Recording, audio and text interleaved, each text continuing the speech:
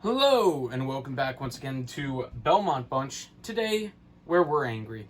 We're very angry. Roller coaster of emotions in this one as the Islanders go up 2-0, and at the same time, Pittsburgh was getting slaughtered by Philly. At that point, the Rangers were up on Washington. Boston was winning, but it was like, oh, we're winning too, so we'll keep pace. And lots of things fall apart very quickly. So, start with the game, the Islander game. Embarrassing effort. Embarrassing, flat out. One kind of decent period in the first. It was more so, too, I didn't feel like the Islanders were, forcing the issue. It was more that Buffalo was willing to just concede possession. The Islanders kind of, at some points, I remember Andy Green at one point standing on the offensive blue line, literally just standing, kind of waiting for pressure to come to him. And the Islanders did get the first goal. It was a lucky goal. So I was a little bit worried after the first because it's an ECHL goalie. So, you would think, as an outside observer, not an Islander fan, you would say, oh, the Islanders put them up for 4 or 5 tonight. The Islanders always struggle against backup goalies. It is so, and it's almost like worse when they're a backup, but like they shouldn't even be a backup. Like it's a guy that gets called up. It's like it gets orders of magnitude worse. I should have put money on Buffalo tonight. Should have put the house on it because the Islanders like to welcome new goalies to the league with a win. They're very kind like that. And so this first period was kind of okay, masked by a lucky goal off a deflection for Pelech. Second period, we get a goal. It gets called back. It's a questionable one. It's not one that determined the outcome because the Islanders still had plenty of time to make up for it. We get some stupid penalties. Leo. Oh, it's unfortunate. Leo's been playing so well. Takes a couple penalties tonight. One of them might have been necessary. They were, at least you could argue they were both in tight to the goal. And, it's kind of a desperation move. But, you let yourself get to that point. But I guess it's a little bit better than the penalty Scott Mayfield took, even though, it looked like Skinner was holding on to Mayfield going into the zone. This is, by the way, after Wahlstrom scores another point shot. The Islanders were getting lots of clean point shots tonight, and I think it laid bare how barren the defense, the blue line, is offensively. Pollock's scoring touch is just gone. And the other guys, nobody else on the blue line really with a great shot that could create the offense themselves. But credit where it's due. Pelech put it towards the net. It went in. And I believe it was Pelech again that threw it towards the net on the play. That Oliver Wahlstrom taps it in on a redirect. So that's nice. But again, it was masking, pretty meh play. And the Islanders treated a 2-0 lead like it was a 5-0 lead. The Mayfield penalty ends with Varlamov losing a shutout streak on a power play goal. Don't put yourself in that position.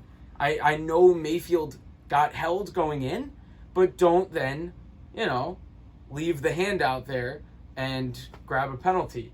I know that it was kind of a little bit of an embellishment and whatever, but you don't put yourself in the position is the point. What else do we have? Leddy, basically everybody was pretty bad tonight. I shouldn't single out Leddy. I should single out Kyle Palmieri. I don't know how they can continue to throw him out there. He's invisible. He's completely invisible. Matt Barzal, lack of intensity. He seems to be taking, it's like he's scoreboard watching. I used to do this as a kid, and my teammates would give me crap for it playing soccer, where I was the nerd that was keeping track. Oh, this team, guys, they're minus 50 in goals differential. We're going to win today. And my teammates would be like, shut up. We got to still play the game.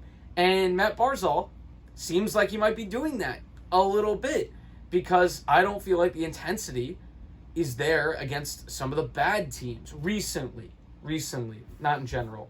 And he had some sloppy passes tonight. Just kind of rough. I know everybody was pretty bad, but especially so there. Can't put any of this really on Varley. It was a lot of screenshots. The Islanders switched places with Buffalo. In the third, we were conceding all the space, and we were allowing too easy a point shots, and we weren't getting out and blocking the shots. And a bad icing led to the go-ahead goal. How many times have we seen that? Really sloppy play with the empty net, which is basically, think of it as like a power play for us, and then it makes a lot more sense that we're sloppy on it. Maybe we're better off not pulling the goalie because it's too similar to a power play, and we are way worse on the power play than we are 5-on-5. Horrible.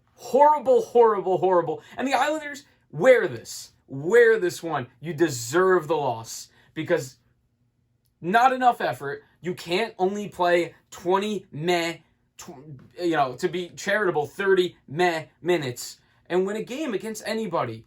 And they should have known because we're 6-0 against Buffalo.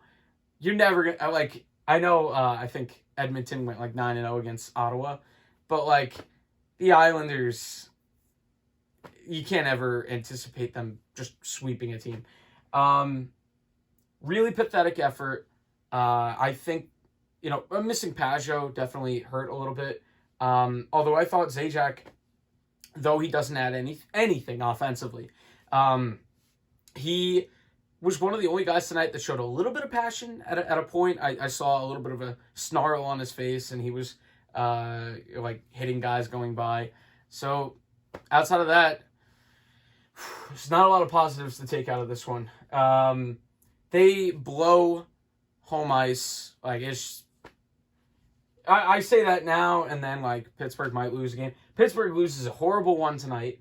Washington wins. Tom Wilson is a lunatic. Boston wins, and they're looking good. If you're going on this year's playoffs, how tight this division is, and how any one of these teams, if they got hot, could definitely win come playoff time, because that might be what it comes down to with how close they are. The Islanders aren't showing. They're not giving you that sense of all right, they're ready for the playoffs. The only good games they've played recently are against the Rangers. And outside of that, it's been real disappointing. So I think Barry probably laid into them. I hope to God he did in the post game.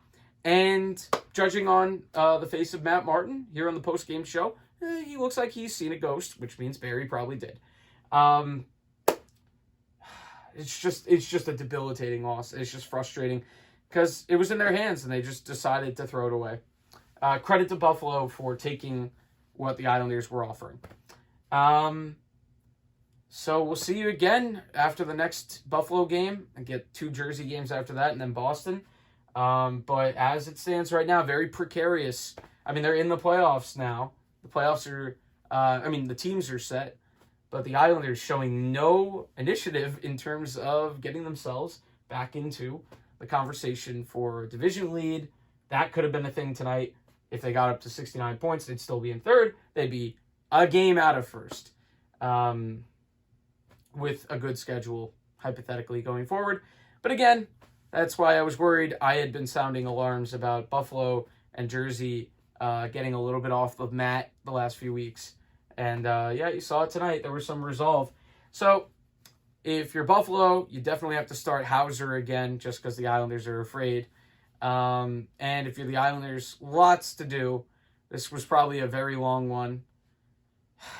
We will see you next time. And if they lose again, I'm going to break something. Or I'm going to scream. Or both. We'll see you next time on Belmont Bunch.